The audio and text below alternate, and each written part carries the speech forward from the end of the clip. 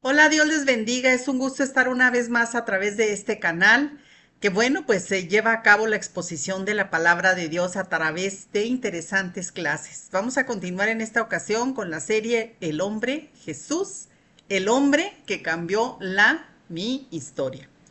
Jesucristo, el Rey de Gloria, que cambió nuestras vidas, sin duda, ¿verdad? A continuar con esta serie y ahora vamos a la edición número 4, o sea, al capítulo número 4 que se denomina La Pasión. Pero antes, yo quiero invitarle para que por favor se suscriba y comparta estas clases, comparta este canal y ponga allí una manita hacia arriba donde dice que le gusta.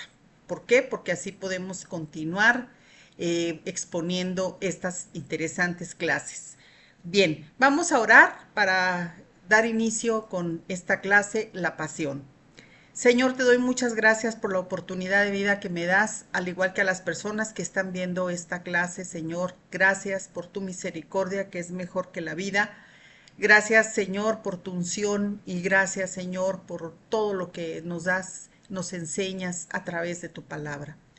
Pido, Padre, sabiduría de lo alto, sabiduría tuya, que sea única y exclusivamente tu palabra la que se exponga a través de mis labios. Señor, que cada corazón que está viendo esta clase sea impactado, Padre, por tu bendita palabra que nos dejaste como una herencia tan importante y tan necesaria para nuestras vidas. Esto lo pido en el nombre de Jesús, autor y consumador de la fe. Bien, pues vamos a empezar con esta clase, la pasión, la número 4, y por siglos la tradición ha pintado a Jesús como alguien muy serio, pasivo, un tanto opacado, medio triste, pero los evangelios nos muestran un hombre lleno de pasión y sin duda propósito, más allá de lo que nosotros vemos. En sus últimos días, Jesús, bueno, pues se dedicó 100% a andar recorriendo todo Israel, dando vida a los que estaban muertos, sanando enfermos, expulsando demonios, en fin, su vida vino a darla por nosotros. Y su más grande propósito, sin duda, es redimirnos, así que a pesar de las amenazas que Jesús sabía que iba a pasar en Jerusalén, bueno, él inició su proceso de viaje a esa ciudad que lo recibiría con una aparente alegría, pero después le gritarían a las autoridades allí presentes que crucificaran al Hijo de Dios. Vamos a la palabra del Señor a Marcos 11.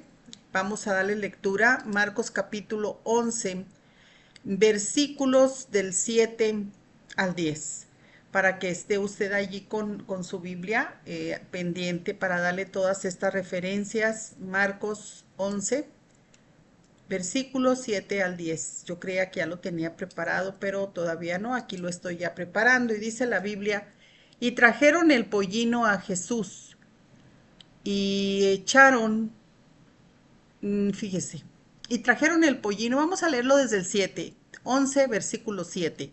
Y trajeron el pollino a Jesús y echaron sobre él sus mantos y se sentó sobre él. También muchos tendían sus mantos por el camino y otros cortaban ramas de los árboles y las tendían por el camino. Y los que iban delante y los que venían detrás daban voces diciendo, Hosana, bendito el que viene en el nombre del Señor. Bendito el reino de nuestro Padre David que viene, hosana en las alturas. Y entró Jesús en Jerusalén y en el templo, y habiendo mirado alrededor todas las cosas como ya anochecía, se fue a Betania con los 12. Al día siguiente, cuando salieron de Betania, tuvo hambre, y viendo a lo lejos una higuera que tenía hojas, fue a ver si tal vez hallaba en ella algo, pero cuando llegó a ella, nada halló sino hojas, pues no era tiempo de higos. Entonces Jesús dijo a la higuera, nunca más, jamás coma nadie fruto de ti. Y lo oyeron sus discípulos. Bueno, leímos un poco más de los versículos que tenemos aquí señalados en lo que es esta interesante clase. Y aquí nos dice cómo la gente recibió a Jesús con esa algarabía. Él ya le había dado instrucciones, haciendo un poquito de historia. Él ya le había dado instrucciones a sus discípulos que fueran a un lugar y que desataran a un pequeño burro que estaba allí atado a su madre para que se lo trajeran a él. Y aquí vemos cómo el Señor empieza a mostrar su humildad. Antiguamente los reyes acostumbraban a hacer sus entradas triunfales a caballo. Jesús tenía que demostrar su humildad a lo que él vino como el Hijo soberano, el Hijo perfecto de Dios. Él nos vino a manifestar con humildad como el Rey que nos ama. Entonces Jesús, cuando llegó a Jerusalén, bueno, la gente estaba tan oprimida, no nada más en Jerusalén, en todo Israel, por la opresión romana, valga la repetición. Estaba muy mal el pueblo judío porque se sentían oprimidos, estaban prácticamente esclavizados por el imperio romano y ellos creían que Jesús era ese libertador, ese revolucionario que ellos esperaban. Por eso cuando lo ven llegar, bueno, pues toda aquella necesidad de ser liberados, todo aquello que ellos estaban experimentando, lo volcaron de una manera emocional en ese momento. Por eso empezaron, ¿verdad?, a cortar ramas de los árboles y a tender sus mantos, diciéndole bendito el que viene en el nombre del Señor, Hosana, etcétera, porque creían que Él iba a crear allí un golpe, por decir un golpe de Estado. Sin embargo, su reinado, lo que Jesús vino a demostrarnos fue otra cosa totalmente diferente. Aquí vemos también cómo Jesús, al momento de entrar al templo, él empezó a observar que ya se había convertido aquello en una mercadería. Allí se llevaba a cabo transacciones, la compra y venta de animales para los sacrificios, la compra y venta de monedas, porque cada persona que llevaba, había casas de cambio de aquellos tiempos para hacer sus adquisiciones de las ofrendas que iban a ofrecerle a Dios durante los sacrificios. A lo mejor muchas personas no entienden esto. En los tiempos de Jesús todavía se llevaban a cabo este tipo de sacrificios por la redención de los pecados. Si yo pecaba, o si yo como ser humano tengo pecados de diferente tipo, pero dadas mis condiciones económicas, bueno, a lo mejor yo ofrecía un borreguito, a lo mejor yo no tenía las posibilidades para ofrecer un becerrito que es más costoso, podía hacerlo con un borrego, o bien en casos ya más complicados podía ser que yo ofreciera un par de palomitas, ¿verdad? O una paloma para que yo llevara mi ofrenda de redención por mis pecados para que el sacerdote llevara a cabo el sacrificio. Entonces también los animales jugaban un papel importante en este acto que se llevaba a cabo durante la Pascua. Nosotros aquí estamos observando que Jesús, como lo leímos, entró en celo al momento de ver en lo que se había convertido el templo en un lugar ya de mercadería. Jesús, pues él volcó las mesas de los que cambiaban el dinero y los que vendían, repito, los animales, no nada más las palomas, los animales para los sacrificios. Eso le indignó. Y él declaró, ¿verdad?, que el templo debería ser su casa de oración. Estaba él sin duda haciendo una declaración muy profunda. Hay que recordar que Jesucristo empezó a volcar las mesas, tomó un cordel de 3 dobleces y empezó allí, yo creo que a pegar a lo que encontraba, porque el celo lo consumía y así lo había profetizado anteriormente uno de los grandes siervos de Dios en la palabra. Aparte de una llamada de atención que también se aplica a nosotros, no podemos nos podemos nosotros, usted y yo, envolver en las actividades religiosas. tanto que perdemos de vista la relación personal con Dios que crece en la comunión con el Hijo de Dios, porque sin Jesús no vamos nosotros al Padre. O sea, no nada más fue en aquellos tiempos en los cuales usted puede decir ahora en día, bueno, pero yo voy a la iglesia y yo me entrego en adoración, yo le pongo mucha atención al mensaje, etcétera, cuando hay que cantar, canto, o usted puede argumentar lo que quiera, pero muchas veces ya nos dedicamos única y exclusivamente a ese tipo de actos religiosos, sin tener ya después de que sale de su iglesia, sin tener ya una relación o una comunión con Dios como debe de ser. La relación con Dios debe de ser 24/7. Nosotros ya cuando tenemos a Cristo en nuestro corazón como Salvador, nosotros tenemos que entender que tenemos que estar dependiendo de Él en todo momento porque nos convertimos. Si ya de por sí somos un blanco para Satanás, cuando usted y yo hemos decidido seguir a Cristo, todavía estamos más en la mira del diablo. Así que nosotros tenemos que ser muy sabios, muy cuidadosos, muy cuidadosas y estar siempre bajo la autoridad de Dios, pero sobre todo lo más importante, estar en una comunión con el Padre, porque Dios nos adopta como hijos. Hay que entender muy, muy, muy bien esto. Nosotros sin Cristo estamos prácticamente en la esclavitud, somos esclavos.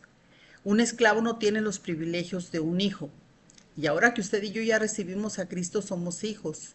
Por lo tanto, nosotros tenemos que estar sujetos al Padre para que Él nos vaya disciplinando, para que Él vaya mejorando todo aquello que nos estorba para recibir las bendiciones que Dios tiene para nosotros. O sea, en pocas palabras, usted y yo tenemos que estar siendo procesados cada momento de nuestras vidas por el poder del Espíritu Santo para estar siendo cada vez mejores y estar siendo cada vez más libres de todo lo que nosotros traemos como una carga cuando estamos en el mundo del pecado. Entonces, esta declaración que Jesús hizo fue muy profunda, que su casa era casa de oración, y sin duda así lo es. Entonces nosotros tenemos que ponernos en los zapatos, ¿verdad? De aquellos que Jesús empezó a lanzar del templo. ¿Hasta qué punto llevas tú a cabo ese tipo de prácticas religiosas que se te ha olvidado tener una verdadera comunión con Dios? Allí en tu casa puedes tener un devocional de estarte enfocando en lo que Dios dejó escrito a través de la Biblia, que es su palabra, estar haciendo oración, estar adorándole, estar en una comunión continua con Dios es bien importante para el fortalecimiento de nuestras vidas y sobre todo para ser transformados cada vez más y más a imagen y semejanza de Cristo. Antes de hacer, hay que estar con Jesús para ser como Él.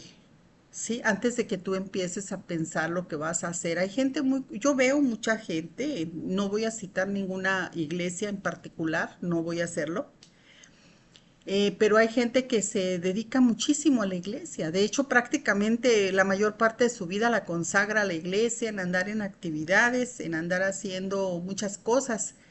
Pero platicas tú con esa persona, en la mayor de las veces, podría decir que de 100, 80 que tú platicas con ellas, no tienen una verdadera relación con Dios, porque se enfrascan tanto que dentro de su corazón creen que por obras van a conquistar el corazón de Dios. Y Dios no necesita ser conquistado ni por usted ni por mí, porque Él nos amó primero. Así, con nuestra condición de pecado, Él nos ha amado primero. Entonces, desgraciadamente traemos un arrastre muy religioso, usted y yo, desde nuestros antepasados. Traemos un arrastre religioso, lo que vimos, lo que nos enseñaron, que creemos que entre más nosotros estemos en actos litúrgicos, religiosos, vamos a acercarnos más a Dios. Y eso está muy lejos de ser una realidad.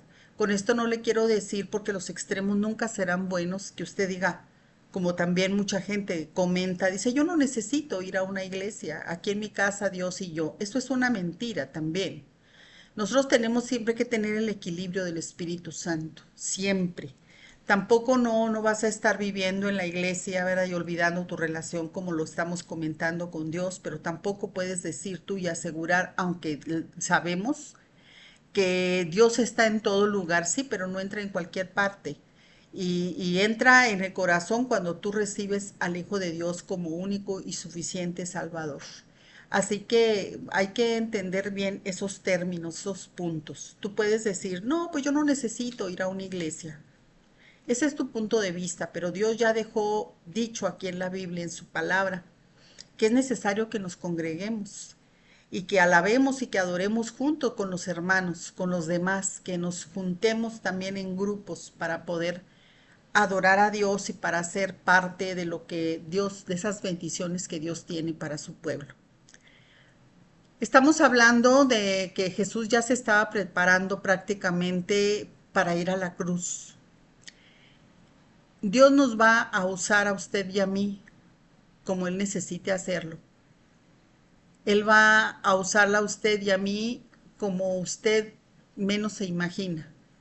Desde luego, tenemos que tener una disposición. Heme aquí, Señor, aquí estoy. Pero Él nos va a usar a la manera que Él quiera, no a la manera que usted y yo le impongamos a Dios. Al llegar la noche de la Pascua, Jesús se reunió con sus discípulos en un salón que es el aposento, y allá en Jerusalén le llaman el cenáculo. Bendito sea el Señor que pues al momento de estar allí, yo he tenido la oportunidad de estar ya 2 veces en Israel, en este lugar, y se siente una presencia espiritual hermosa. Allí Jesús llevó a cabo su última cena junto con sus discípulos. Allí los preparó para lo que venía, diciendo que el pan y el vino representaban su cuerpo y su sangre. Esa noche Jesús lavó los pies de sus discípulos. En cuanto a esta acción tan humilde, tan noble, hay mucho que decir, pero estamos ahorita con otro tema. Este acto de servicio era tan menospreciado que un amo no lo podía hacer, sino que tenía gente, esclavos, que se dedicaban a lavarle los pies a los invitados del amo cuando llegaban a la casa. ¿Se imagina usted que las personas caminaban kilómetros a pie entre tierra y polvo, piedras, etcétera? ¿Se imagina usted cómo llegaban aquellos pies que por lo regular usaban sandalias o zapato abierto? Bueno, pues eso le correspondía a los esclavos o a los siervos de las casas a donde llegaban las personas invitadas. Sin embargo, Jesús, en plena seguridad de su posición como Rey de Reyes, se humilló él y sirvió, lavó los pies de sus discípulos. Aquí nos enseña mucho el Señor al momento de llevar a cabo el lavatorio de pies de sus discípulos. Pedro no quería, dijo, no, Señor, ¿cómo voy a permitir que tú me laves los pies? Dijo, si tú no te dejas lavar los pies, yo estoy parafraseando, entonces no tendrás parte conmigo. Fue cuando Pedro recapacitó y dijo, no, Señor, no nada más los pies, lo que tú quieras lavarme, lávame.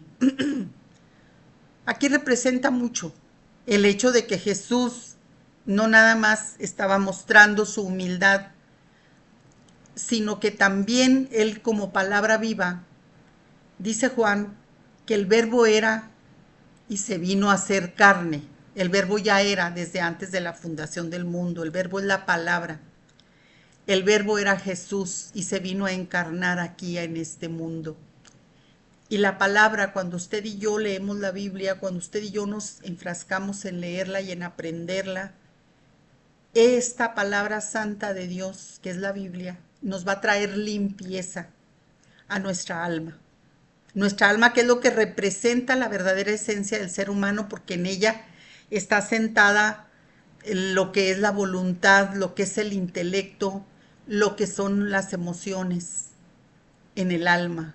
Entonces, cuando usted y yo llegamos a la palabra de Dios, empezamos a recibir una limpieza porque es como un espejo que nos muestra nuestras imperfecciones. Al mismo tiempo nos va lavando. Claro, si usted y yo la ponemos en práctica como debe de ser. Así que Jesús estaba demostrando en su misma persona cómo Él era la limpieza. Él les vino a dar a sus discípulos esa muestra de humildad, pero también diciéndoles la palabra que yo les dejo, que soy yo mismo, les va a traer limpieza en su diario caminar. Porque usted y yo, aunque queramos y no queramos, ya conocemos de la palabra, ya creemos en la Biblia, ya nos entregamos a Jesucristo, no en una religión, hago aclaración, ya tenemos ese pacto, esa comunión con Dios a través de Jesús.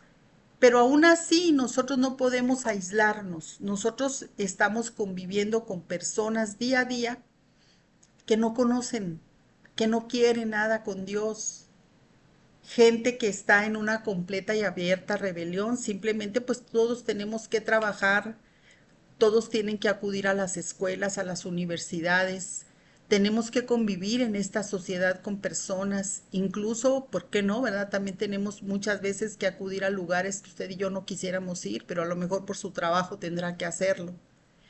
Precisamente eso es lo que nos llega a ensuciar en su momento, esa convivencia con el mundo, ese caminar nuestro. Entonces, cuando venimos a la palabra, nos trae limpieza porque nos muestra esas imperfecciones que usted y yo adquirimos a lo largo de nuestra vida, a lo largo de nuestro caminar en este mundo.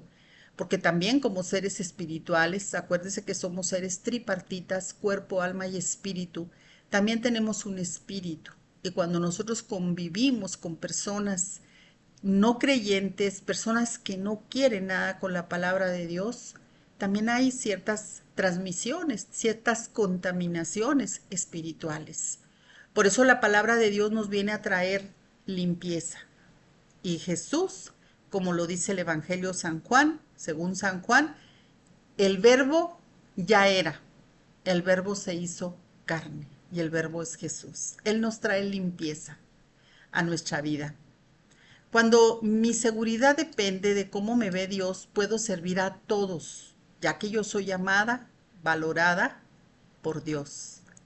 Jesús fue con los discípulos al huerto de Getsemaní. Getsemaní quiere decir prensa de aceitunas. Las prensas eran algo impresionante, ¿eh? Todavía hay hallazgos arqueológicos increíbles allí en Jerusalén, allí en Israel. Eran unas grandes rocas en forma de rueda, de cantera o no sé qué otro tipo de piedra, de roca, pero se ve impresionante, de cómo esas tenían que ir dando vueltas jaladas por animales para poder ir machacando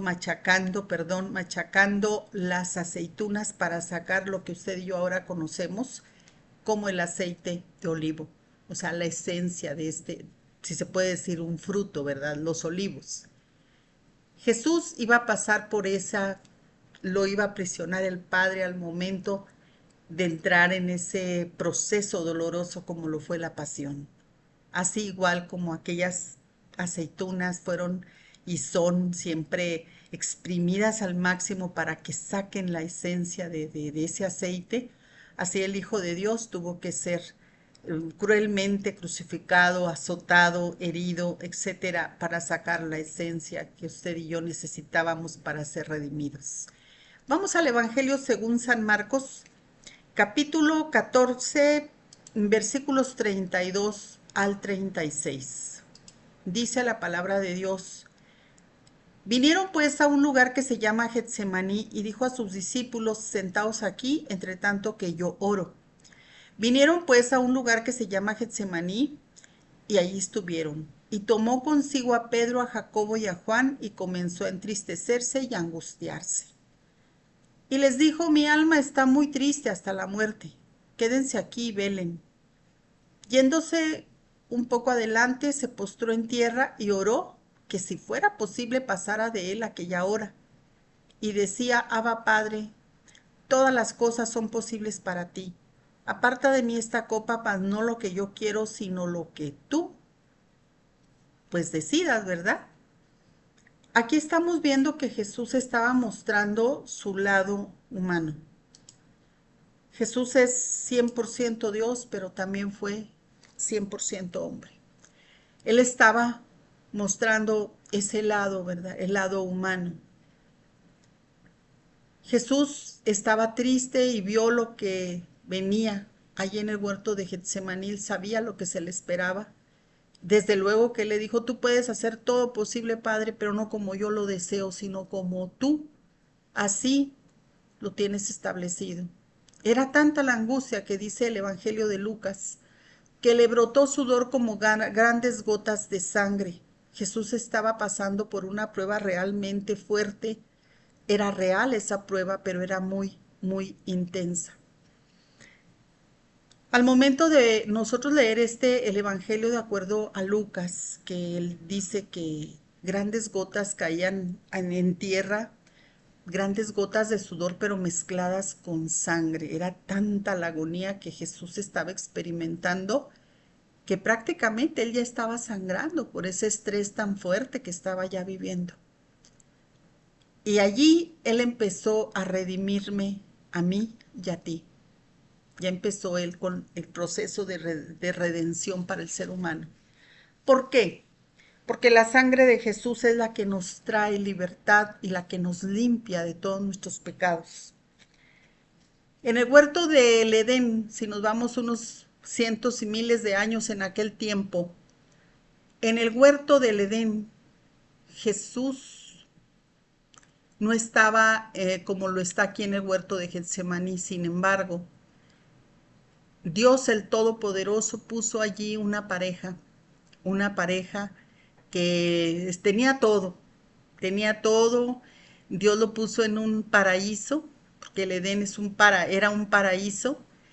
Lo puso nada más a cuidar lo que había en ese huerto, pero lamentablemente sucumbió ante la tentación al momento de escuchar a la serpiente. Allí fue donde el hombre, el ser humano, perdió la voluntad por el pecado de desobediencia. Dios les dijo, de este árbol no, de todos pueden ustedes comer, menos de este. Desgraciadamente, la desobediencia permitió o abrió puerta al pecado. En un huerto se perdió la voluntad por el pecado y nos trasladamos cientos o miles de años hasta el huerto de Getsemaní. Y es precisamente cuando Jesús, a través de esa agonía que empezó a vivir allí y empezó a derramar su sudor con sangre, empezó a recuperar la voluntad del ser humano cuando la perdemos por el pecado. Qué tremendo. ¿Se da usted cuenta qué importante es este análisis? En un huerto se pierde la voluntad, en el de Getsemaní se recupera por el derramamiento de sangre de Jesús. Allí inicia su pasión. Usted y yo, cuando estamos presos del pecado, que no vemos ni oímos nada porque estamos ensimismados haciendo lo que bien nos place, ya sea en pecados sexuales, pecados espirituales, como lo es la brujería, como lo es la idolatría, como lo es todo acto de perversión sexual, todo aquello que es en contra de la perfecta voluntad de Dios, perdemos la noción.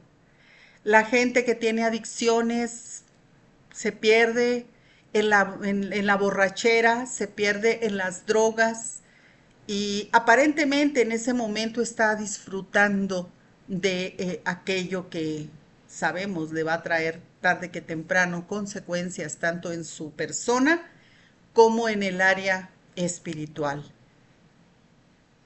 Pero se pierde la voluntad por el pecado, porque no somos capaces de decir no quiero porque no debo, sino que perdemos esa voluntad. Bueno, pues Jesús ahí en el huerto de Getsemaní estaba recuperando esa voluntad. Qué tremendo, ¿verdad? Allí empieza su pasión. Allí empieza él ese camino de dolor por usted y por mí. La pasión de Jesús por nosotros fue mayor que el horror que estaba enfrentando. Lo que él estaba experimentando interiormente era tremendo, porque incluso él llegó a sentir que el padre lo había abandonado. Y efectivamente así fue, ¿verdad? Porque estaba cargando en él todo el peso del pecado, todas las abominaciones que usted y yo cometemos, estaban siendo cargadas en él cuando Jesús estaba en esa cruz.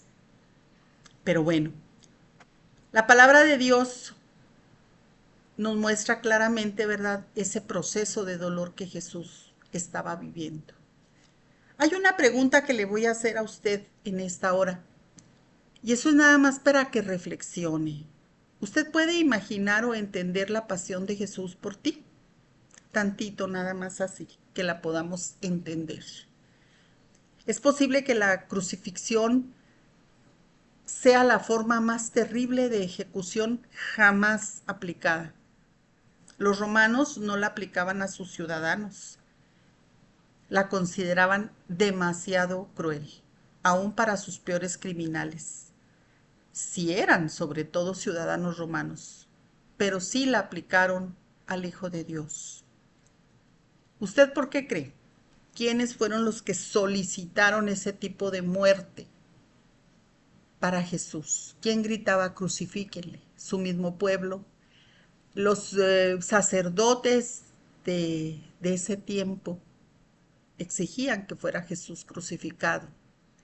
Y desde luego estos ni tardos ni perezosos, los romanos empezaron a castigar al Hijo de Dios. El látigo romano se entretejía, fíjese, nada más con innecesario, pero era una crueldad extrema. El látigo romano se entretejía con vidrios y piedras filosas para poder romper la piel. Y Jesús aguantó esa carga pesada por nosotros. 39 latigazos le propinaron a Jesús en su espalda, o sea, se traían jirones de la piel del Hijo de Dios, del inocente. Eso a usted y a mí nos correspondía, facilito, y sin saque, como luego dicen. Usted y yo teníamos que haber recibido esos 39 latigazos. De acuerdo a los comentaristas exégetas, conocedores de la palabra de Dios, esos 39 latigazos representan 39 principales enfermedades que el ser humano hemos tenido o estamos propensos a tener. Y de ahí se derivan de cada enfermedad otras tantas, pero las principales que dicen algunos conocedores de la materia, que son las principales enfermedades, pues Jesús las estaba llevando en su cuerpo. Por eso Isaías, el profeta, 700 años antes de esta crucifixión, dijo que él llevaría nuestras enfermedades y nuestros dolores, y nosotros lo tendríamos por azotado, por herido de Dios y abatido. O sea, Jesús ya estaba llevando todo el peso de la enfermedad, del pecado, todo lo estaba llevando en su cuerpo. No todos aguantaban. Hay partes de la palabra de Dios donde dicen, ¿verdad?, que no todos aguantaban los latigazos, los 39. Sin embargo, Jesús los aguantó. Los 39 latigazos con las características de este látigo romano, que era un arma letal. Es increíble que aún en su agonía, él seguía pensando en los demás. Perdonó a los que lo crucificaron, le encargó a su madre, a Juan, y redimió al ladrón arrepentido. En Marcos 15, vámonos a Marcos 15, capítulos 33 y 34. Vamos a darle lectura. Marcos 15. Dice la palabra de Dios, 33 al 34. Cuando vino la hora sexta, hubo tinieblas sobre toda la tierra hasta la hora novena. Y a la hora novena Jesús clamó a gran voz diciendo, Eloí, Eloí, lama sabactani, que traducido es, Dios mío, ¿por qué me has desamparado? Aquí Jesús estaba experimentando la agonía. Él ya lo que quería y él ya había pasado por mucho, era lo que ya quería ya morir. La misma tierra se oscureció, hubo tinieblas, todos los demonios del infierno, Satanás mismo salió y estaba ya feliz por su supuesta victoria. Sin embargo, no se esperaba la resurrección del rey. Por eso aquí vemos, ¿verdad? La oscuridad que empezó a invadir. Y hablando en relación a usted y a mí, cuando nosotros estamos en el mundo del pecado, así estamos, en tinieblas. No vemos más allá de nuestra nariz. Tenemos, acuérdese lo que dijimos, la voluntad perdida. Y lo único peor es no la oscuridad por tinieblas, sino la oscuridad espiritual. Hay personas viviendo en oscuridad porque no se han acercado a la fuente de luz y esperanza que es Jesucristo. Usted puede ser muy intelectual y usted puede ser muy conocedor de muchas cosas o conocedora de muchas cosas, y qué bueno, muy respetable. Pero si usted no tiene al Hijo de Dios en su vida y no acepta única y exclusivamente al Hijo de Dios, que es Jesucristo, en su corazón, como único y suficiente Salvador, como el único medio que dejó Dios para el hombre, para el acercamiento, para la redención del hombre, que somos nosotros la humanidad, hacia al Padre, entonces usted no está llevando a cabo lo que el Padre dejó establecido. El único pasaporte, el único camino, como quiera usted verlo, es Jesucristo hacia el Padre. No hay nadie, ¿eh?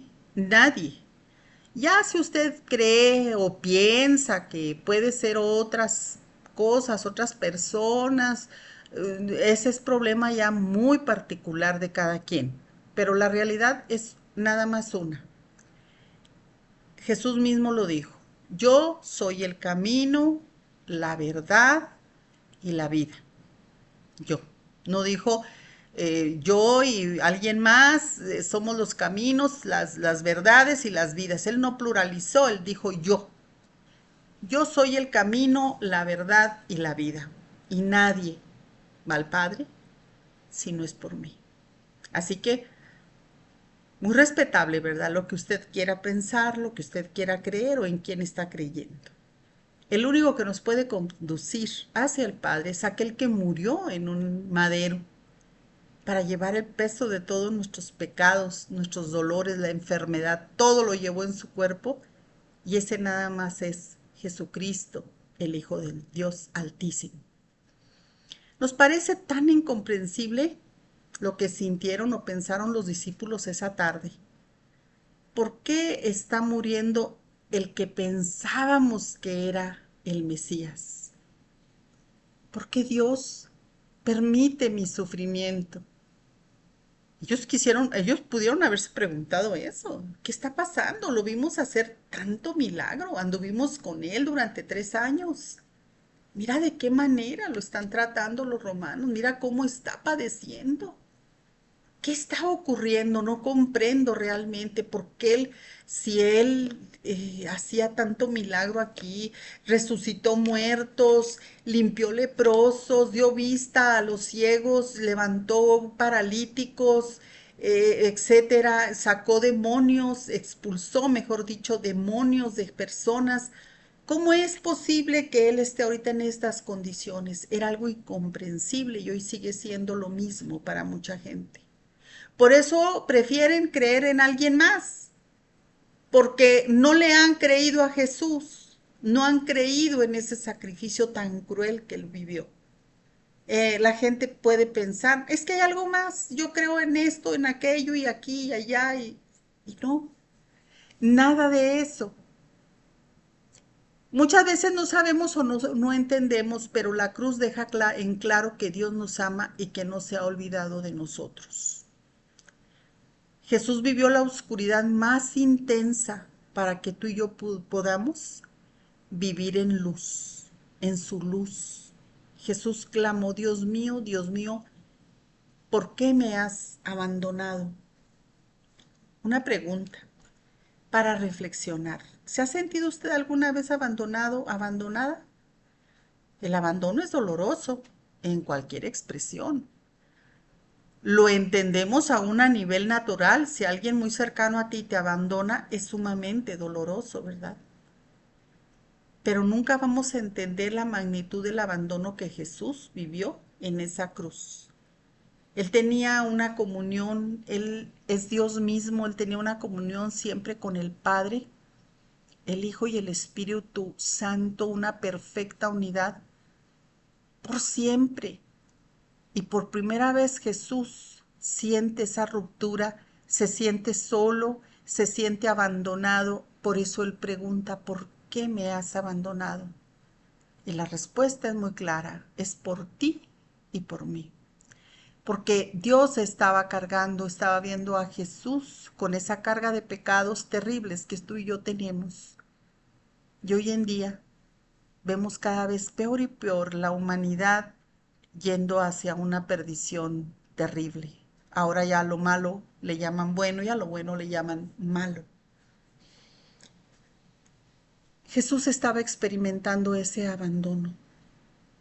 Así que si tú crees que nadie te comprende, cuando te has sentido abandonado, abandonada, deprimida, deprimido, con esa soledad, te equivocas porque hay alguien que lo experimentó de manera peor que la tuya, que es Jesús, el Hijo de Dios. Él no debía nada. Él es inocente, es santo, es perfecto. Sin embargo, Él quiso tomar mi lugar, tu lugar en esa cruz. Fue abandonado por el Padre porque Dios no está cerca de alguien que está en el pecado. Por eso no cualquier persona puede acercarse al Padre y pedirle, porque necesita primero tener al Hijo, tener a Cristo en su corazón y recibirlo como único. ¿Si entiendes el término único? Como único y suficiente Salvador. No necesitamos de nadie más, ni de algo más que creer que Jesús, el Hijo de Dios, murió para redimirnos, murió en esa cruz para redimirnos, para perdonarnos nuestros pecados y para darnos la oportunidad de que tú y yo cuando abandonemos este cuerpo estemos toda la eternidad con Él. Qué privilegio tan hermoso, qué bello es esto. Esas tinieblas empezaron a caer. La palabra del Señor dice que en la hora novena eran aproximadamente, iban a ser las 6 de la tarde, y en un viernes, ¿verdad? De acuerdo a estudios que se han llevado a cabo, arqueológicos, históricos, exégetas, conocedores de la palabra, y te lo puedo decir con todo conocimiento, me ha tocado 2 veces estar cuando empieza el Shabbat o el día de reposo. Estaba acercándose el día de reposo y Jesús tenía, al igual que los demás prisioneros, tenían que morir porque no podían dejar el cuerpo del que murió en un madero colgado porque decían que contaminaba la tierra. ¿Qué era lo que hacía? Pues les fracturaban las piernas para que al caer se les congestionaran los pulmones, dejaran de respirar y murieran. En el caso de Jesús, como ya se había previsto en la profecía, sus piernas no fueron fracturadas porque él expiró antes. Y vamos a leer en Marcos 15, 37 y 38, ya que lo tenemos abierto. Vámonos al 37 y 38, del 37 y 38.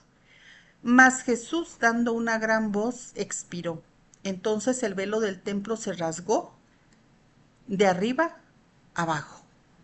Y dices tú, ¿y eso qué significa? Muchas personas lo preguntan y qué bueno, ¿verdad? Que pregunten, sobre todo a las personas indicadas. El velo no era una cortina común, era era una cortina muy gruesa y muy pesada que separaba el lugar santísimo donde estaba el arca del pacto, que representaba la presencia manifiesta de Dios. Era una parte la más importante del resto del templo. Era imposible para el ser humano estar en la presencia de un Dios santo, perfecto, incomparable. Pero cuando Jesús murió, el velo se rasgó de arriba hacia abajo para dejar en claro quién lo rasgó. Fue Dios mismo, porque no fue obra de un ser humano. No por buenas obras, no por un sacrificio que tú y yo podamos hacer. Era Dios mismo rasgando la separación del ser humano con él mismo. Ahora podemos tener esa entrada directa ante su presencia gracias al sacrificio que terminó con todos los demás sacrificios de animales, de palomas, de borregos, de becerros. Se terminaron esos sacrificios porque habían caído ya en un degenere, ya nada más lo hacían por no dejar, por decir algo, ¿no? Este fue el último y el más perfecto sacrificio, el Cordero de Dios, que quita el pecado del mundo, es Jesucristo. Ahora tú y yo somos invitados a entrar confiadamente hasta el trono de gracia y recibir, ya no juicio, sino misericordia y gracia para la ayuda oportuna. No perdamos ese asombro y la gratitud de lo que le costó a Jesús para que hoy, ir delante de su presencia, sabemos que Él nos llevará directo hacia el Padre. Porque no hay manera humana de acercarnos a Dios, de ser libres de nuestros pecados. No hay religión, no hay buenas obras, no hay nada, no hay nadie, no hay ningún intercesor. Quiero que escuches muy bien, porque lamentablemente hoy se ha tergiversado mucho de que tus parientes muertos o algún santo, algún ídolo son intercesores ante Dios. En ninguna parte de la Biblia lo establece. Y menos nuestros parientes fallecidos. Ellos están en un lugar, ellos muertos son, dice la palabra, y por lo tanto ya ni cumplen años, ni interceden por ti, ni te cuidan, ni te protegen, no hay nada de eso. Se oye así como que fuerte porque la mayoría de las personas tienen otros conceptos erróneos, pero la palabra de Dios es muy clara, ¿sí? Yo no puedo decir que mi madre o mi hijo me cuidan o que están cumpliendo años. Yo, por ejemplo, en agosto mi madre cumplía años cuando vivía, ¿no? Pero yo no voy a decir, ay, pues me estoy acordando. Felicidades, mamá, hasta el cielo. No, no es cierto eso. No, no, no, no es verdad. ¿Para qué voy a decir? Ella terminó su función en este mundo y pues sí, dices tú, mi madre nació un tal día de tal mes, pero ya, o sea, ya no hay cumpleaños, o sea, tenemos que ser realistas, ¿sí? El único que vive por siempre, ahorita todavía es, y será siempre así, es Jesús. Nosotros también tendremos una vida en la eternidad con Él, estaremos en un lugar con Él, pero el único que está capacitado para hacer milagros, el único que puede intervenir por nosotros ante el Padre, el único que está capacitado para hacer todo eso es Dios. Nuestros muertos, pues si vivieron en Cristo, pues están con Él, están en un lugar, ¿verdad? Destinado por Dios. Pero lamentablemente hay muchos errores, nos equivocamos bastante porque oímos, porque pensamos, sobre todo hoy en las redes sociales, yo seguido veo que, ay, pues hoy está cumpliendo años y mucha gente se equivoca, ¿eh? Oye, pues felicidades para tu hijo, para tu mamá, para tu papá, para tu abuelito. No, pues sí, pero ya es que ya esa persona tiene ya 5, 10, 15, 20, 30 años muerto. Entonces, ya no cumplen años. O sea, ¿por qué llegué a todo esto? Porque aquí dice que no hay manera humana de que nosotros podamos acercarnos a Dios. Y sin Dios no somos nada. Sin Dios no tenemos nada, absolutamente nada. Él es el único que nos libra. Dios dejó a Jesús para que nos libre del pecado. No hay religión, otra vez lo voy a repetir, no hay buenas obras. No hay nada que te pueda acercar al Padre, ni nada que te proteja, nada más que Jesús. Que por su sangre, que por su obra en la cruz, nos redime, nos limpia, nos perdona. Su vida y voluntad, la voluntad de Dios, es lo único que nos salva. Por eso tú y yo tenemos que recibir la salvación de Dios en la persona de Jesús. ¿Estás dispuesto a creerle a Él y rendir todo a Él, a Jesucristo? Ya no te engañes. Jesús es el camino, es la verdad y es la vida. Y nadie va al Padre si no es por Él. Él es el único digno. el único capacitado para cuidarnos, para perdonarnos, para redimirnos, para cada día darnos cambios, si tú y yo lo anhelamos. No hay nada ni nadie que pueda hacer eso. Espero que haya sido una clase que te haya traído mucha bendición. Dios te bendiga y nos veremos en la siguiente clase.